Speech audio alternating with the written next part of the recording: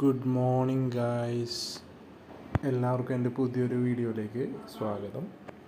ഇന്ന് നമ്മുടെ ഫാമിൽ വളരെ സങ്കടപ്പെടുത്തുന്ന ഒരു കാര്യം പറയാനാണ് ഞാൻ ഈ വീഡിയോ ഇട്ടത്. നമ്മുടെ താറാവുകുട്ടിക്ക് പെട്ടെന്ന് വയ്യാണ്ടായി ഗൈസ്.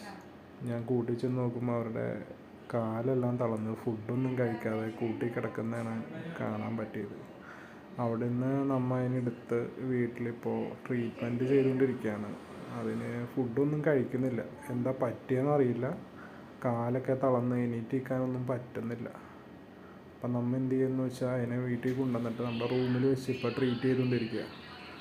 അതിന് വേണ്ട ഫുഡൊക്കെ നമ്മൾ ഇഞ്ചക്ഷൻ വഴി സിറിഞ്ച് വഴി കൊടുക്കാം. കഞ്ഞി വെള്ളവും അങ്ങനത്തെ മിക്സ് ചെയ്ത ഫുഡൊക്കെ നമ്മൾ സിറിഞ്ച് വഴി അതിന് കൊടുത്ത് പിന്നെ അതിൻ്റെ ഒപ്പം കുറച്ച് വിമറാളൊക്കെ ചേർത്ത് കൊടുക്കുന്നുണ്ട്. എന്താവും എന്നറിയില്ല സിറ്റുവേഷൻ.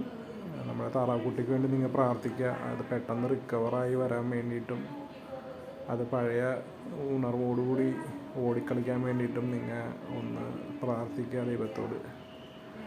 എല്ലാം നന്നായിട്ട് വരുമെന്ന് പ്രതീക്ഷിക്കുന്നു. അടുത്ത വീഡിയോയിൽ നമുക്ക് വീണ്ടും കാണാം.